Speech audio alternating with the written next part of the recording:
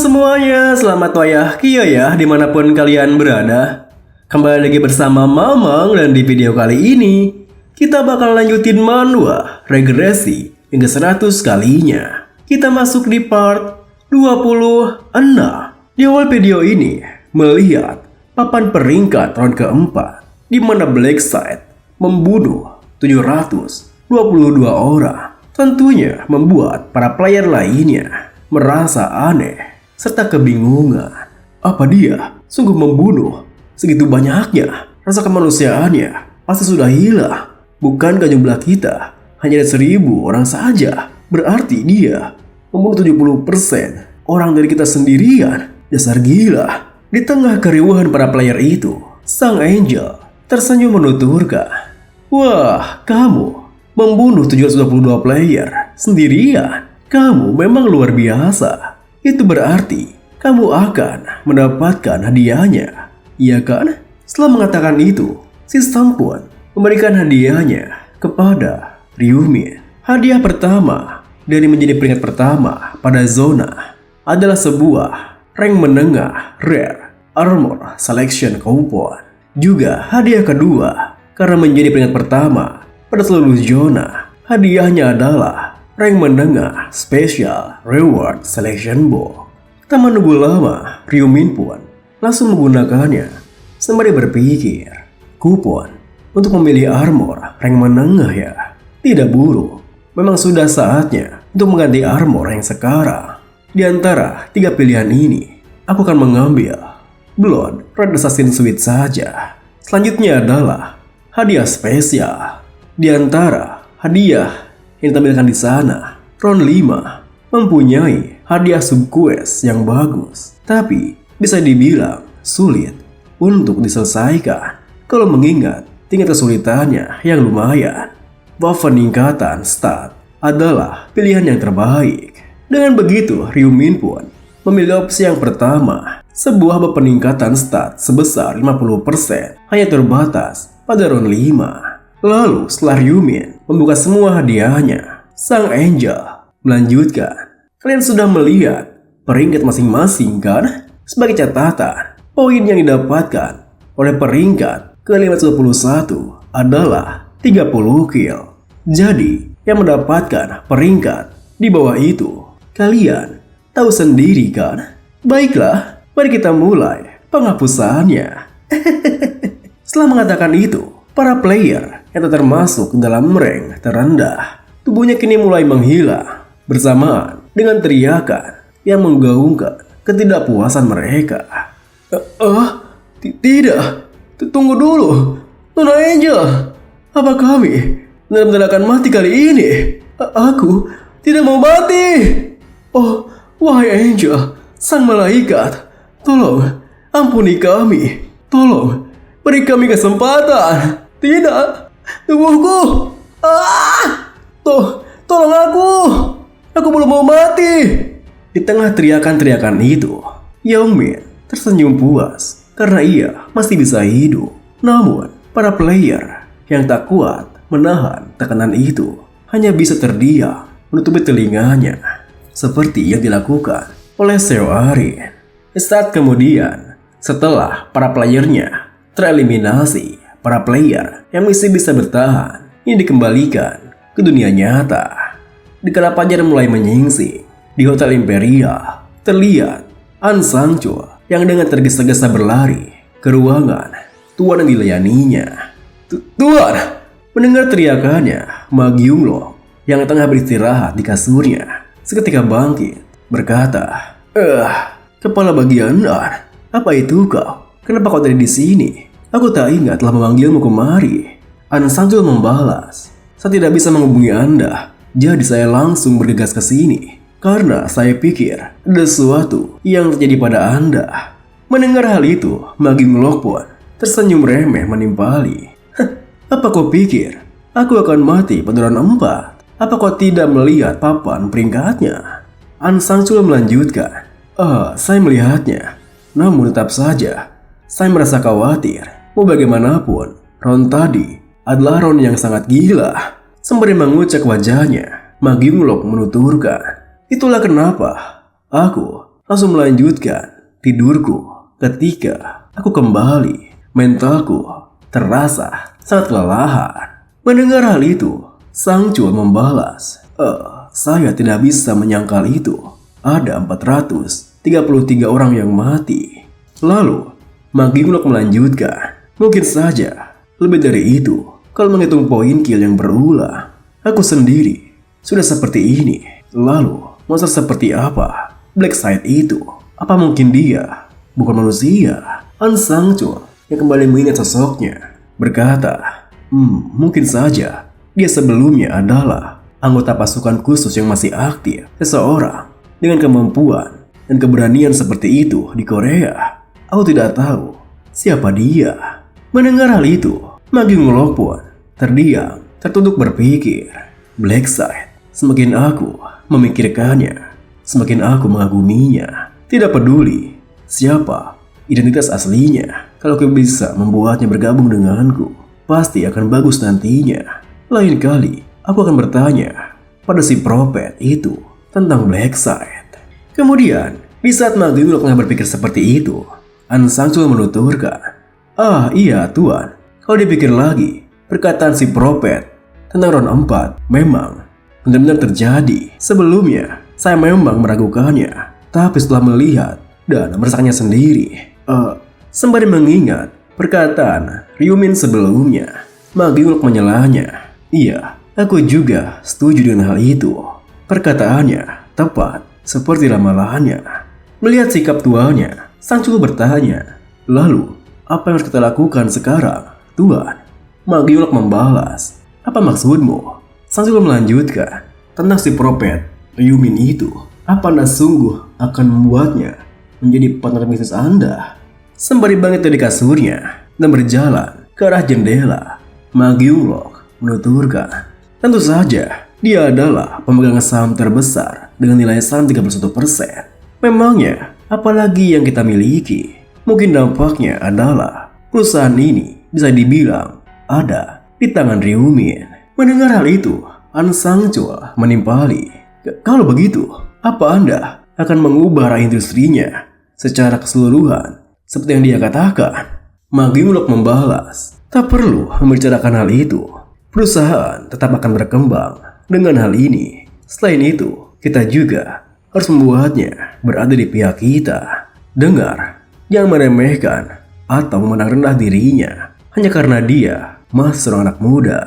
Meskipun kau tidak suka dengan kepribadiannya, tetaplah hormat kepadanya dan mengikutinya. Hanya setelah semua itu dilakukan, kita bisa mendapatkan semua buah manis yang ada di tangannya. Kau mengerti? Mendengar hal itu, Sang Chul menunduk membalas, baik Tuan, saya akan memperhatikan tindakan saya ketika berhadapan dengan Ryumin mulai dari sekarang. Sembari memandang keluar jendela di mana sang fajar telah bersinar, Mang Yunglok berkata, baguslah, dan panggil dia sekarang. Sang Chul bertanya, Tuan, apa yang harus saya katakan padanya? Mang Yunglok melanjutkan, katakan kalau kita akan mengadakan pesta untuk merayakan keberhasilan kita dalam bertahan di round 4. Suruh dia mengundang juga keluarganya.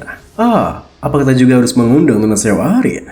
Mendengar nama itu, Sang Chul yang belum mengerti maksudnya bertanya, maaf, Nona Sewarin? Dengan senyuman di wajahnya, Mang Yunglok menekankan, iya, harus ada seorang selebriti untuk merayakan sesuatu semacam ini, ya kan? Siang harinya, di dekat sebuah kafe, terlihat Ryumin yang tengah menunggu Julie-chan. Di sini, Yuli. Julie menyapanya. Hai Ryumin, kamu terlihat sangat bagus dengan pakaian itu. Ryumin pun membalas, tidak, tas bagus dirimu. Lalu, sembari melangkah masuk ke dalam mobilnya, Julie bertanya, ada apa ini? Tiba-tiba mengajakku untuk makan siang dan sebagainya. Ryumin beralasan, aku hanya merasa kalau kita harus merayakan keberhasilan kita melewati round 4 dengan makan bersama. Santai saja, aku yang traktir. Mendengar hal itu, Julie pun menimpali, wah, kalau kau tidak keberatan, akan aku anggap ini sebagai keuntungan mempunyai teman yang kaya, oke? Dengan begitu, mereka berdua pun berangkat menggunakan mobil milik Ryumin. Di jalannya, Julie bertanya, "Terima kasih, Tuan Prophet. Berkatmu, aku bisa bersiap untuk melewati round 4 sebelum dimulai." Mendengar hal itu, Ryumin membalas, "Apa kau tidak pernah berpikir kalau mungkin saja aku ini berbohong?" Dengan wajah polosnya, Julie menimpali, "Ya, kamu tidak akan melakukan itu. Lagi pula, apa yang akan didapatkan dengan membohongiku?" Melihat responnya, Ryumin menimpali, "Terima kasih sudah percaya pada aku." Namun tiba-tiba saja suasananya menjadi agak suram ketika Julie mengingat tentang round sebelumnya. "Terima kasih? Akulah yang seharusnya berterima kasih. Kalau kamu tak memberitahuku untuk membunuh paling tidak 30 orang, aku pasti sudah mati sekarang. Terima kasih." Melihat sikap muramnya, Ryumin pun berpikir, sebenarnya tidak ada alasan baginya untuk berterima kasih pada aku. Meskipun aku tidak memberitahunya, dia tetap bisa bertahan karena ada rune of protection. Dia juga cukup cepat tanggap menilai keadaan. Selain itu, kalau dibandingkan dengan Seo Arin yang seperti bunga yang selalu terlindung di dalam greenhouse, Julie lebih seperti rumput yang ada di luarnya. Di saat kemudian, mereka pun sampai di sebuah restoran bernama Han Jong-sik. Lalu, ketika makanannya telah dihidangkan, Julie kembali berterima kasih pada Ryumin hingga Ryumin menghela napasnya karena Julie terus saja berterima kasih kepadanya. Namun, Julie sendiri yang masih merasa kegalauan di hatinya tentang round sebelumnya hanya terdiam, tak bergerak, mengambil makanannya. Saat itu, ia berpikir, apakah pembunuh sepertiku boleh melakukan hal seperti ini? Aku keluar karena diajak Ryumin, tapi memakan makanan dengan damai seperti ini terasa. Melihat sikapnya, Ryumin pun tersadar jika Julie masih memikirkan tentang round sebelumnya dan merasa sangat bersalah. Hingga ia berkata, "Julie, kenapa kau tidak makan?" Julie membalas, Aku hanya merasa tidak enak saja." Ryumin menimpali, "Apa itu karena kamu melakukan pembunuhan terhadap orang lain?" Yang terlalu dipikirkan dan yang menyalahkan diri sendiri. Pada saat itu, kita semua harus bertahan hidup. Bukan hanya kau saja. Hal ini juga terasa berat bagiku dan bagi orang lain juga.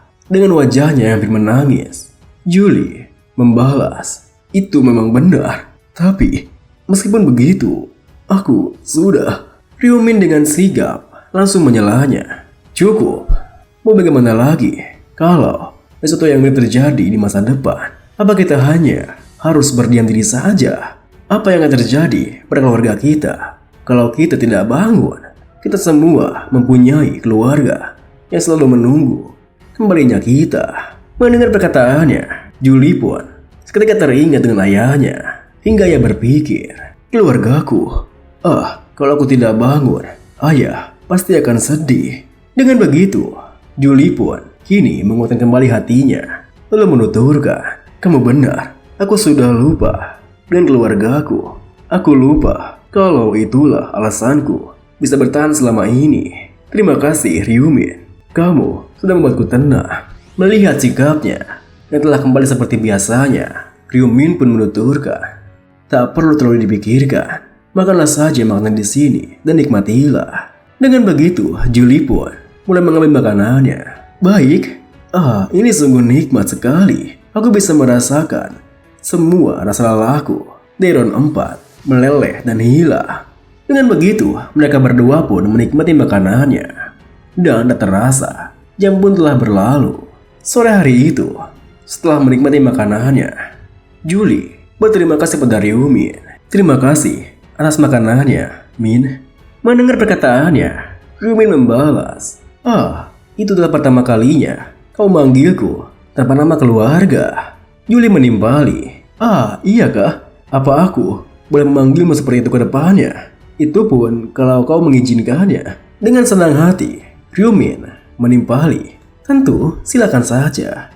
Melihat suasana hatinya yang telah membaik, Ryumin pun kini menunjukkan niat aslinya.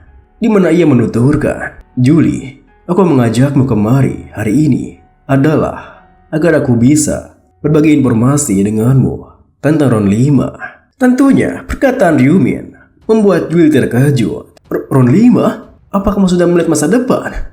Ryumin melanjutkan, "Iya, round 5 akan menjadi round yang sulit jika dibandingkan dengan round sebelumnya. Ditambah lagi nantinya akan ada penggabungan zona. Bisa dibilang kalau nanti ada 2 atau lebih zona akan bergabung menjadi 1 zona saja."